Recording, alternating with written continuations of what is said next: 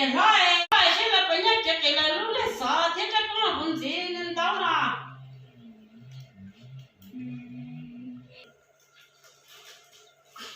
con hổ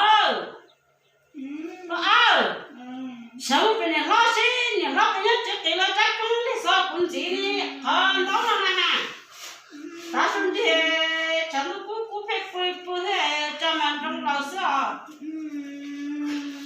sao sao xin nhà nó là bây giờ chắc cái là chắc lo cũng gì đó có hả chị nó một bề nó xí nhà nó bây giờ chả em cái lời lúc này số là cũng gì chẳng đó là em muốn đồng bèo trong mùng cay sao mùng cay đâu thừa chỉ còn mùng cay đi à được tức chứ mà hay mùng cay thế là mùng cay không có tờ thế à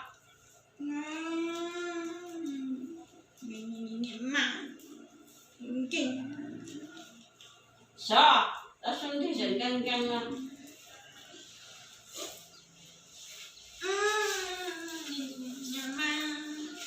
đã xong thì chỉnh luôn nhẹ nhẹ tôi lo thôi mà nó cái là ta chạy như thế to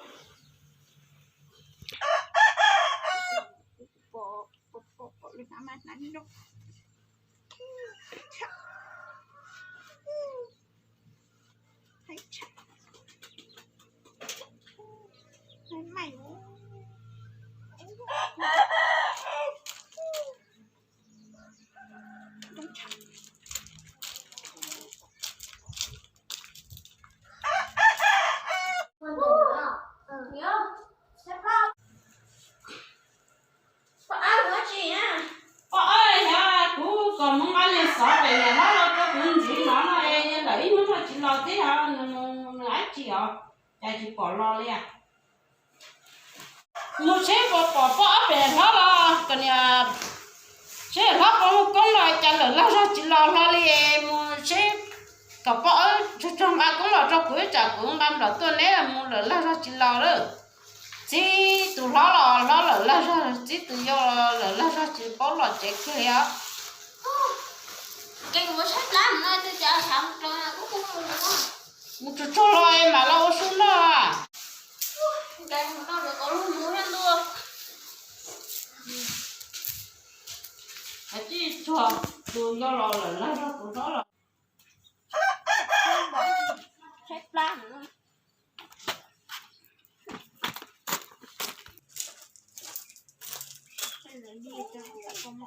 nhìn nó là con nhỏ nhìn nó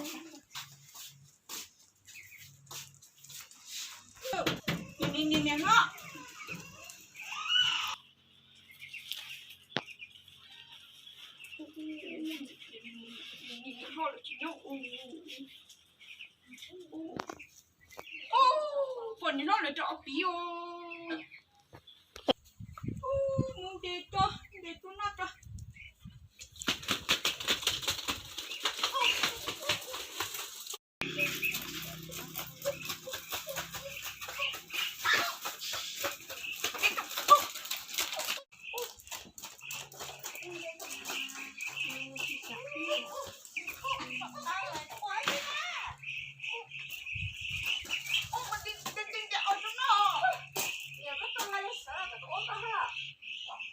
on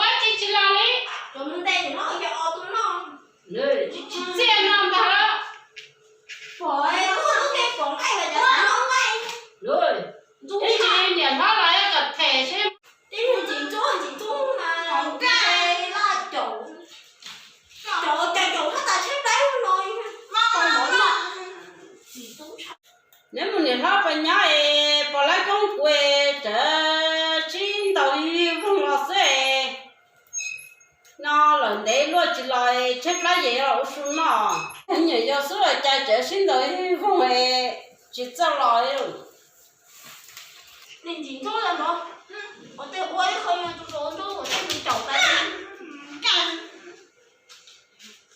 这还有种吗不晓得用嘛我干đó là máu cái thể gan từ một tháp lối có cái nghe nó chỉ hay á nên mình tốt lúc hay cái nó cũng cả gì tao đau cái thế à cái gì theo một cái sức theo nó chia tu lại cho chia một cái tôi coi trọng đấy bà ơi nếu mà chỉ còn lấy chết chúng rồi chơi cái gì xuân ra mùa nó là xíu là hành đấy à sao anh thấy chơi làm thôi chuột lên hả giúp tao là chỉ tao lên chuột lên hả trẻ một cá cái gì chẳng đâu ơi mà ơi chơi mà tao ấy sẽ cầu nếu nó sửa trở sạch kia chẳng thấy chơi chơi cái gì trong đầu mùa là hành đấy không ngọn thôi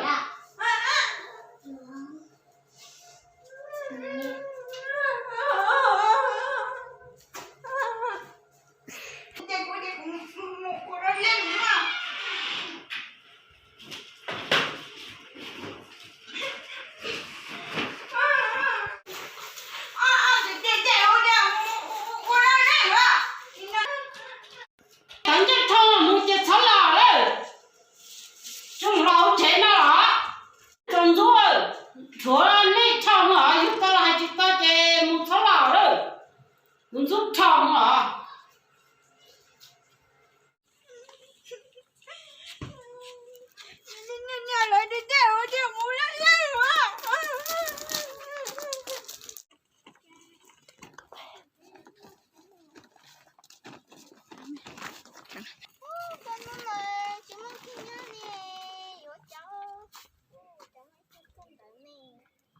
có má chị ơi tôi cơ khi nhá mù cơ khi nhá chiều cơ khi nhá cho hổ long phải mò hổ sao chiều đi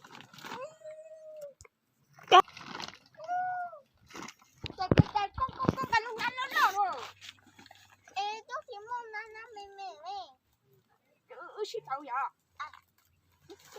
con gà lúc mềm mềm cũng ta có lúc nó cũng cho coi vậy con muốn đi không chào nữa nè con muốn chuyện đấy chuyện nó chịu nó gì cái gì của mấy loại chuyện trong tao của cháu bé sao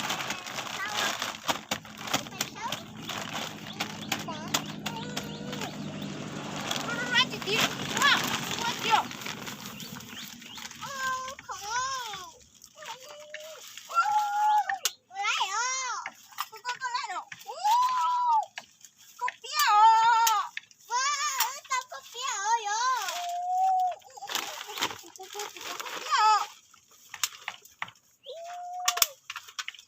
cho có bia nữa lu có bia lu nào lu này giờ lu ấy uống nó đấy uống con con kia con nó vui trong con kia nó vui trong lại tôi nhìn xem cháu tôi qua nhà tụi nó sẽ hai tim không vui trong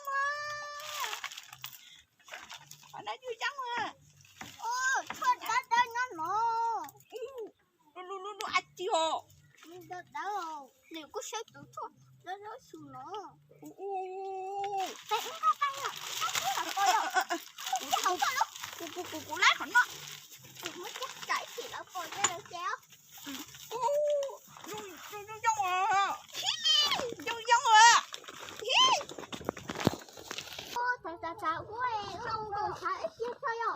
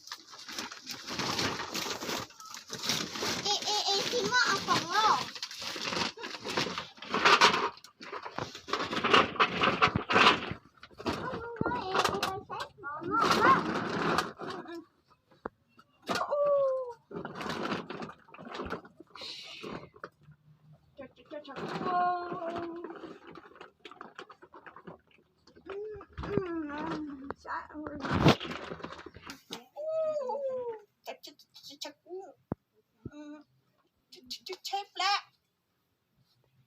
Đây. Chắc nhìn chạy lên. Chắc lá em thêm chạy.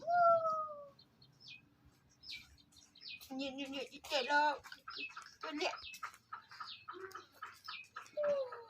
Chắc lá. Chú rồi. Ông quá siêu.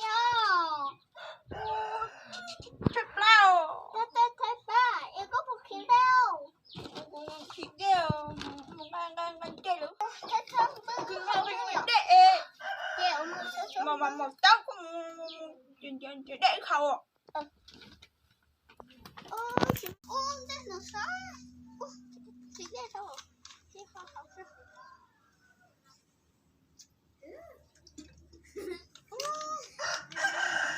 Cái không có ở không sao.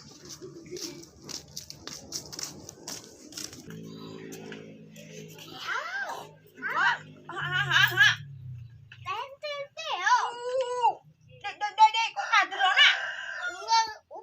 Không bún ra đâu. Ê chào. Nè. Chị eo, tôi không.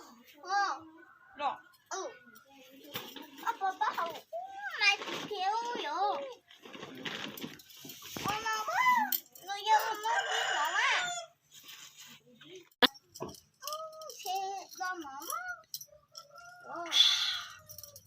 Các cao. Không không. Cô hậu ấy khẩn trọng. Cái hầu công tàu này. Số chú này. Chắc lan. Đều. Em cũng chẳng chắc không mà. Có hậu của ta này.